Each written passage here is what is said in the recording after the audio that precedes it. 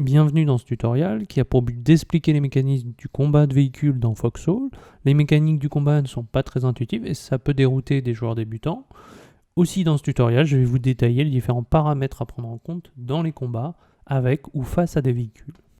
Avant tout, le site à aller consulter pour approfondir ce que je vais vous dire, c'est le wiki du jeu. Attention de bien aller sur le wiki.gg, il existe un autre wiki qui lui n'est plus mis à jour. Je vais surtout me baser sur ces données, sachez quand même qu'il y a été écrit par des joueurs et qu'il peut exister des erreurs. Pour commencer, on va prendre comme exemple le véhicule de base de la logistique des coloniaux, le R1 Hauler. Le R1, comme tous les véhicules, il a des points de santé, il a des HP.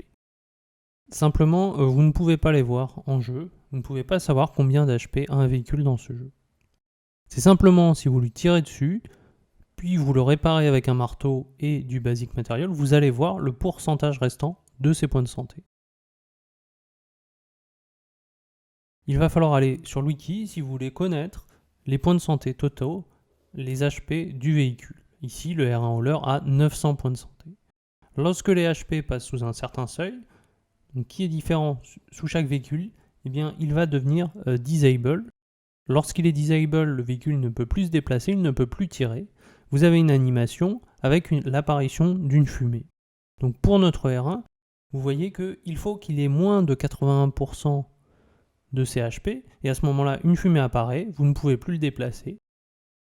Pour revenir, pour le réparer, pour de nouveau conduire votre camion, il va falloir passer les HP du véhicule au-dessus de 81%.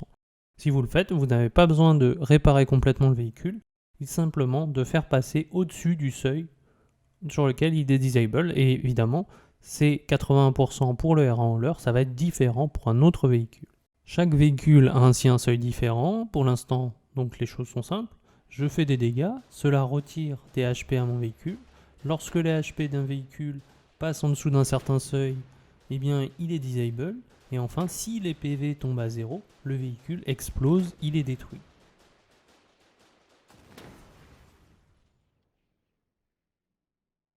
Si chaque véhicule a des points de santé, eh bien, ils n'ont pas tous le même profil de résistance. Si ici je tire du 7,92 sur le camion, je fais la même chose sur l'armored car et je vois que je n'enlève pas le même nombre de PV à chaque véhicule.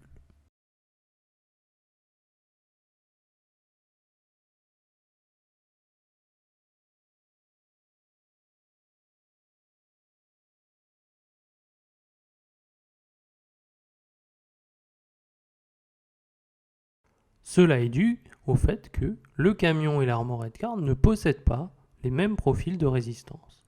Il existe pour les véhicules 3 types différents de profils. Il y en a en réalité un quatrième qui est pour les bateaux et je ne le traiterai pas ici. Je reprends mon exemple, je tire sur le camion et l'armored car avec du 7,92 mm. Le 7,92 mm c'est une munition light kinétique. Elle inflige 60% de dégâts car le camion est unarmored, il est un profil light véhicule. A l'inverse, elle, l'armored car, elle a un profil tier 1 tank. Donc elle va recevoir seulement 1% de dégâts d'une munition light kinétique, ce qui va être arrondi à moins 1 HP au minimum dans le jeu. Et enfin, le troisième type de profil, c'est le tier 2 tank. Le tier 2 tank, c'est la résistance de type Heavy Armor. Heavy Armor, en fait, c'est assez proche du T1 tank, donc du Light Armor. Finalement, ce qui va changer, c'est au niveau surtout du Heavy Kinétique, c'est-à-dire les munitions de 12,7 mm, où vous voyez que vous allez prendre que 1% des dégâts. Même chose pour le Shrapnel, où vous voyez que ça tank davantage avec le Heavy Armor.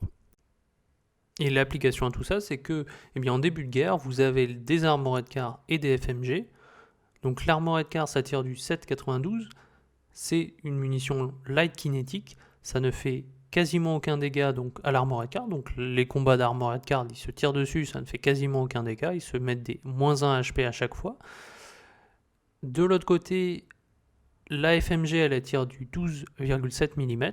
Donc lorsque elle tire sur un armored car, elle fait quand même 15% de dégâts. Tandis que l'armored car, elle ne fait aucun dégât à la FMG. Et encore une fois, si les deux FMG se tirent dessus, elles tirent tous les deux du 12,7 mm, c'est comme les armored car, elles ne se font aucun dégât. font moins 1 HP, donc c'est très négligeable. Ainsi, en regardant ce tableau, vous vous apercevez que vous avez des munitions qui sont spécialisées dans la destruction des tanks, donc notamment des munitions anti-tank. Vous avez les munitions anti-tank kinétiques, dont le seul représentant c'est le 20 mm. Vous avez l'anti-tank explosive, donc vous avez les mines, vous avez la flasque, vous avez les sticky, donc qui sont très efficaces en les anti-tanks, puisqu'il y a 100% des dégâts qui sont pris, et vous avez enfin les munitions armor piercing, donc vous avez notamment le 68 mm, l'AP-RPG, l'arc RPG, et l'Ignifis qui fait également 100% des dégâts, mais on va voir que finalement c'est pas une si bonne arme que ça. Alors maintenant, on a vu les profils de résistance, mais c'est toujours pas fini. Dans Foxhole, il existe ce qu'on appelle l'armure. L'armure, c'est finalement une probabilité de faire ricocher un tir. Alors pour illustrer cela, pour vous montrer ce que ça donne, et en fait je vais prendre un exemple dans un autre jeu, qui s'appelle Company of Heroes, où finalement les animations sont plus parlantes que dans Foxhole. Donc il y a deux possibilités, soit le tir il pénètre le blindage, il fait des dégâts, soit au contraire le tir il ricoche sur le blindage, on dit qu'il va bounce et il ne fait aucun dégât.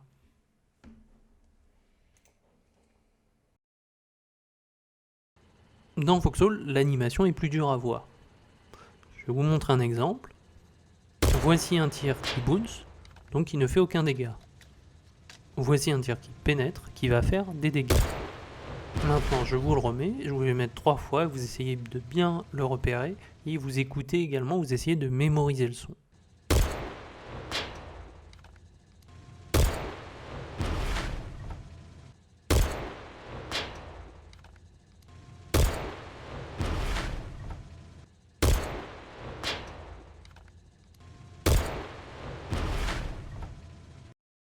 Chaque véhicule a une armure différente avec une probabilité donc de pénétrer l'armure qui va être elle aussi différente. Notez que quand le tir pénètre l'armure, il va faire des dégâts mais il va aussi réduire l'armure du véhicule. Lorsque l'armure du véhicule baisse, vous le voyez visuellement, l'aspect du véhicule prend un aspect abîmé. Ainsi, lorsque vous pénétrez l'armure, elle diminue d'un montant égal aux dégâts que vous infligez. Chaque véhicule va avoir une probabilité de base que les tirs pénètrent. Donc ici, le truck, il va avoir 70% que lorsqu'on lui tire dessus, le tir va pénétrer.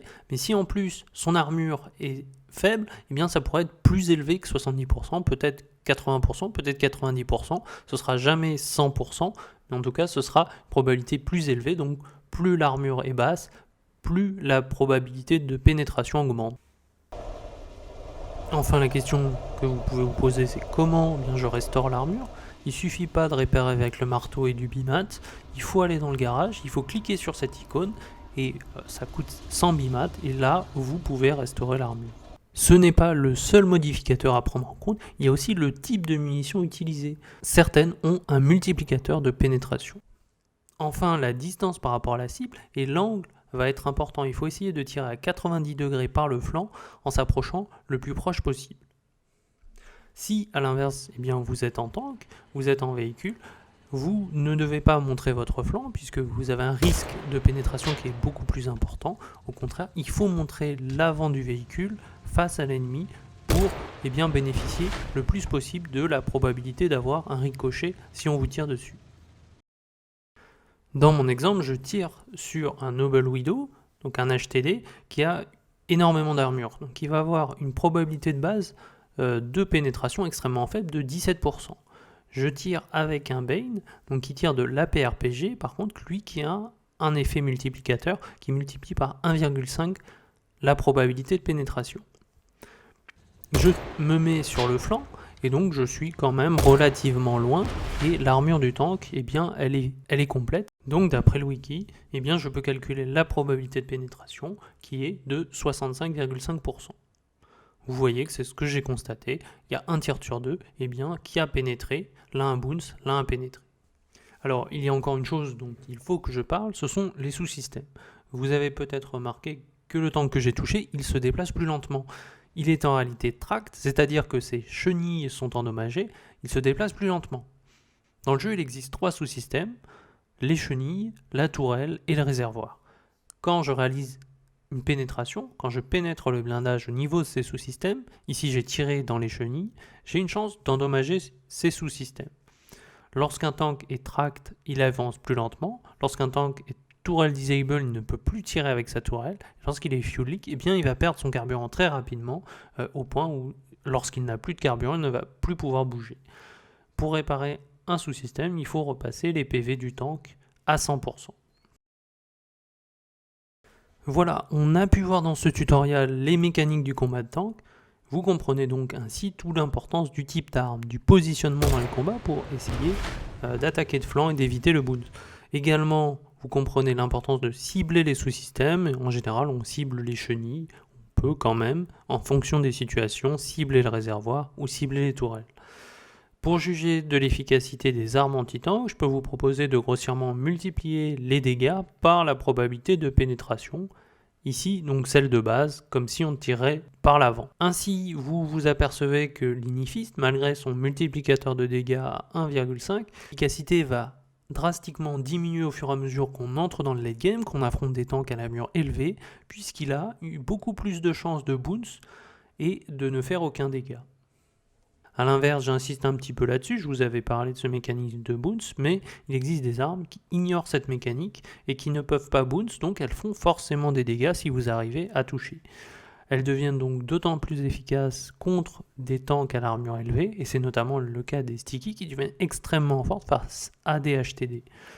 Évidemment, donc ces tableaux sont à prendre avec l'esprit critique, puisque la portée des armes n'est pas la même pour toutes, et puis certaines, on peut arriver facilement à flanquer l'ennemi, donc on va améliorer notre chance de pénétration.